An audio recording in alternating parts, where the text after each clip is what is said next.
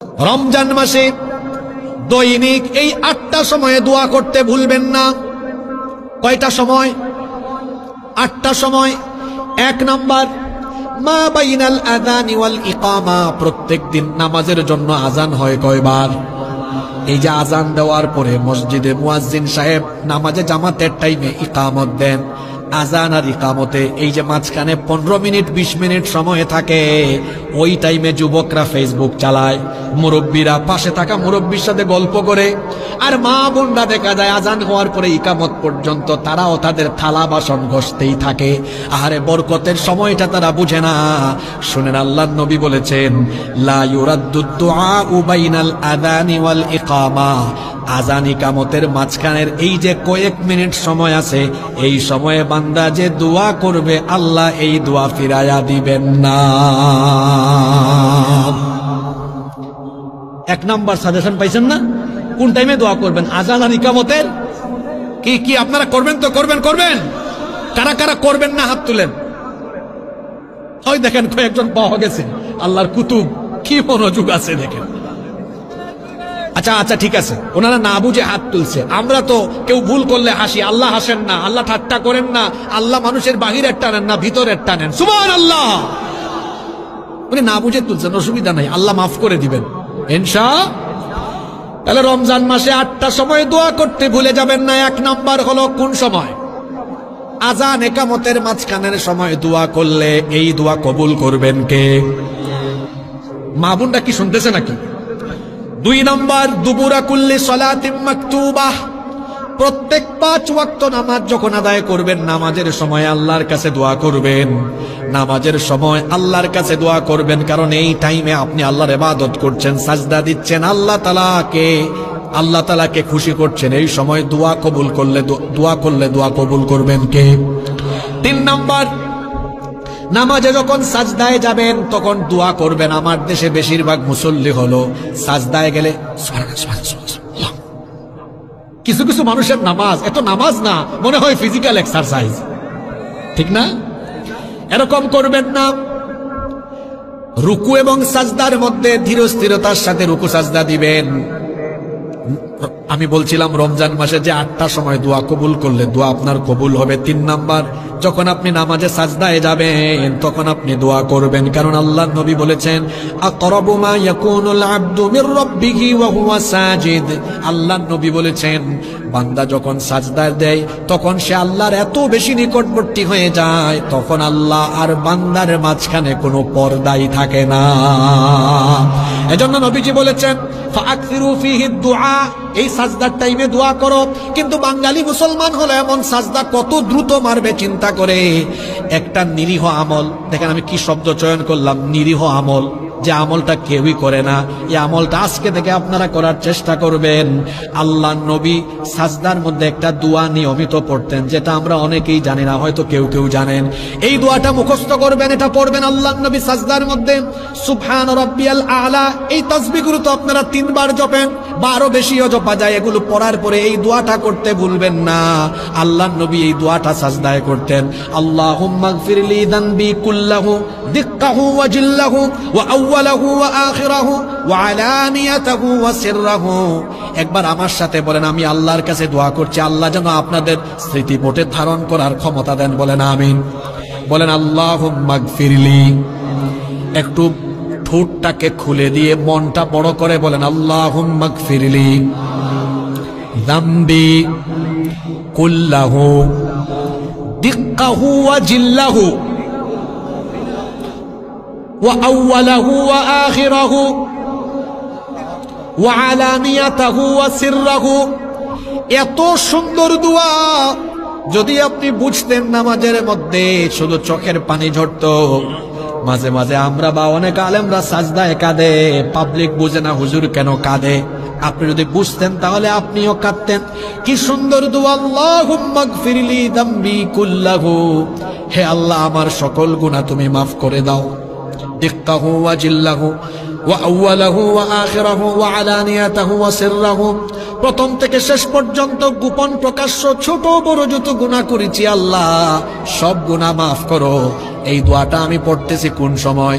ওই সময় পড়তেছি যখন আমি আমার কপাল আর নাকটাকে একেবারে মাটির সাথে লাগায়া দিয়া আমি যখন আল্লাহর কুদরতি চরণে আমার মাথাটা ঠেকায়া দিয়া বলতেছি, আল্লাহ তখন বলেন, আরে আমার বান্দাটা, সে তার মাথা নত করে দিয়ে কপাল আর নাক আমার চরণে ঠেকায়া সে আমাকে গুলামের মতো, ভিক্ষুকের মতো বলতেছে, আমারে ক্ষমা করে দাও। আমি কি তারে ক্ষমা না করে পারি নাকি? আল্লাহ তখন বান্দার সব গুনাহগুলো মাফ করে দেয়। দোয়া কবুলের কয়টা সময়ের কথা বলতেছি, মনোযোগ আছে না গেছে? 1 নম্বর কি বলছিলাম? আযান ইকামতের। 2 নম্বর 5 ওয়াক্ত নামাজের টাইমে। 3 নম্বর নামাজে সাজদার ভিতরে। 4 নম্বর 1/3 রাত অতিবাহিত হয়ে গেলে শেষ রাতে একটু আল্লাহরে ডাকবেন। এই যে এখন রাত হয়ে গেল, বলেন তো মানুষের বাড়ির দরজা এখন বন্ধ না খোলা? জোরে বলেন, বন্ধ না খোলা? রাতের বেলা সকল মানুষের দরজা বন্ধ হয়ে যায়, কিন্তু যার রহমতের দুয়ার খোলা থাকে তিনি কে? শেষ রাতে আল্লাহকে সাজদা দিবেন, তাহাজ্জুদের নামাজ আদায় করবেন, ওই টাইমে দোয়া কবুল হয়। এরপরে 5 নাম্বার, রমজান মাসে আমরা মোট জুমা পাবো 4টা। জুমার দিন পাবো কয়টা? জোরে বলেন কয়টা? জুমার দিনে অনেকে আছে আজান হওয়ার পরে ইমাম সাহেব খুতবা আরম্ভ করে, তাও নামাজে যায় না। হুজুর যখন আল্লাহু আকবার বলবেন তার 2 মিনিট আগে যায়, কপাল পোড়া। সে বরকতময় সময় কোনটা সেটাও জানে না। আল্লাহ নবী বলেছেন, জুমার দিনে যখন খতিব সাহেব মিম্বরে আরোহণ করবেন তখন থেকে নিয়ে নামাজ পর্যন্ত এই টাইমগুলোতেও দোয়া কবুল করেন কে? এই সময়ে আমরা দোয়া করব। নাম্বার 6 নম্বর হলো জুমার দিনে আসরের পর থেকে নিয়ে সূর্যাস্তের আগ পর্যন্ত এই সময়ে দোয়া করলে দোয়া কবুল করবেন কে? 7 নম্বর, রমজান মাসে আমরা ভোর রাতে আমরা সাহারি খাওয়ার পরে সারাটা দিন রোজা রাখার পরে ইফতারের আগ মুহূর্তে, আহারে ইফতারের আগ মুহূর্তে খেজুর, পানি, শরবত, ছোলা, পেঁয়াজু, বেগুন, নানা রকমের মিষ্টান্ন, হরেক রকমের ইফতার সামনে নিয়ে বসা। আল্লাহর বান্দা সারাদিন খাইল না, ঠোঁট মুখ শুকিয়ে গিয়েছে, পিপাসার্ত, ক্লান্ত, শ্রান্ত, পরিশ্রান্ত, ক্ষুধার্ত, সামনে খাবার আছে কিন্তু খাবারটা খায় না। কার ভয়ে?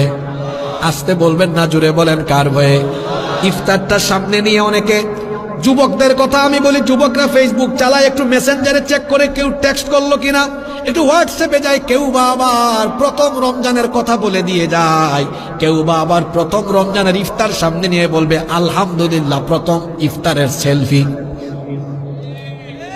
কি বলেন, আছে না? আমার দেশে কিছু আলহামদুলিল্লাহ পার্টি আছে, দেখবেন ওই যে তারাবি আসতেছে, প্রথম তারাবিতে মসজিদের সামনে গিয়ে ছবি তুলবে, আলহামদুলিল্লাহ প্রথম তারাবিতে হাজির। নামাজ পড়ে আরেকটা সেলফি নিবে, আলহামদুলিল্লাহ প্রথম তারাবি ডান। ডান কি হয়েছে? ডান, যুবকদের ভাষা এগুলা। তারপর সাহারি সামনে নিয়ে আলহামদুলিল্লাহ প্রথম সাহারি ডান। তারপরে সারাদিন না খায়া ক্ষুধার্ত অবস্থায় এই ক্লান্ত শরীর নিয়ে রমজান মাসে দেখা যায় ইফতারের আগ মুহূর্তে মোবাইল নিয়ে রেডি, ইফতারটা খাই আলহামদুলিল্লাহ প্রথম ইফতার ডান। বুঝে না কোন সময় দোয়া কবুল হয়। এই যে বান্দা সারাটা দিন রোজা রাখলো, ইফতার সামনে আছে, ইফতার খায় না, বান্দা ভয় করছে কারে? আরো জোরে বলেন কারে? যখন বান্দা ইফতার সামনে নিয়ে হাত তুলেছে, আল্লাহ তুমি দেখো আমি তোমার গোলাম, সারাটা দিন না খায়া আছে, রোজা রেখেছে, আমার সামনে খাবার আছে আমি খাই না, ইফতারটা সামনে নিয়ে আল্লাহ তোমার দরবারে হাত তুললাম, আমাকে ক্ষমা করো। আল্লাহ ফেরেশতাদেরকে ডেকে বলেন, দেখ আমার ফেরেশতা, আমার বান্দার সামনে খাবার আছে, খায় না, আমার বান্দা কতটা আনুগত্য করে আমার, সে আমার দরবারে ইফতার সামনে নিয়ে হাত তুলেছে, আমি কি আমার বান্দাকে ফিরায়া দেব নাকি? ফেরেশতা সাক্ষী থাকো, আমার বান্দার সব গুনাহ আমি এখন মাফ করে দিলাম। তাহলে রমজান মাসে আমরা রোজা পাবো 29 বা 30টা। বলেন তো কোন একটা ইফতারের আগে কি আমাদের দোয়া মিস হবে নাকি? যারা বাড়িতে ইফতার করেন, বউ বাচ্চাকে সামনে নিয়ে 20 মিনিট আগে বসবেন, সবাই একটু ইস্তেগফার করবেন, দুরূদ পড়বেন, তারপরে বউ বাচ্চা নিয়ে হাত তুলবেন, দোয়া করবেন, আর লিস্ট করবেন আল্লাহর কাছে কি কি চাইবেন সব বলেন। ওই সময় দোয়া যিনি ফিরাইয়া দেন না, জোরে বলেন তিনি কে? 8 নাম্বারটা বাকি আছে, কষ্ট হচ্ছে মনে হয় আপনাদের আজকে। 8 নাম্বার হলো লাইলাতুল কদর, এই রাতের দোয়াও আল্লাহ ফিরায় দেন না। আল্লাহর নবী এই রাতে একটা দোয়া করতেন। কদরের রাতে তো আপনাদের এলাকায় আমি আসবো না, দেখাও হবে না, আগে থেকে আমলটা শিখায়া যাই। আল্লাহর নবীকে আম্মা জান আয়েশা রাদিয়াল্লাহু আনহা জিজ্ঞেস করলেন, আমি যদি লাইলাতুল কদর পাই কোন দোয়াটা বেশি বেশি পড়ব? নবীজি বলে দিলেন, তুমি এই দোয়াটা পড়বে, আল্লাহুম্মা ইন্নাকা আফুউন তুহিব্বুল আফওয়া ফাআফু আন্নি। আপনারা আমার সাথে বলেন আল্লাহুম্মা, সবাই বলেন আল্লাহুম্মা ইন্নাকা আফুউন। কঠিন লাগে নাকি? ইন্নাকা আফুউন তুহিব্বুল আফওয়া ফাআফু আন্নি। গুগলে সার্চ করবেন, পেয়ে যাবেন, এই দোয়াটা মুখস্থ করবেন। এত সুন্দর দোয়া, আল্লাহুম্মা ইন্নাকা আফুউন, হে আল্লাহ নিশ্চয়ই তুমি ক্ষমাশীল, তুহিব্বুল আফওয়া তুমি ক্ষমা করতে ভালোবাসো, ফাআফু আন্নি সুতরাং আমাকে তুমি ক্ষমা করো। রাসূল বলেছেন লাইলাতুল কদর যদি কেউ পায় আর কদরের রাতে যদি সে দোয়া করে, তার দোয়া যিনি ফিরায়া দেন না তিনি কে? রমজান মাসে আপনি কাজে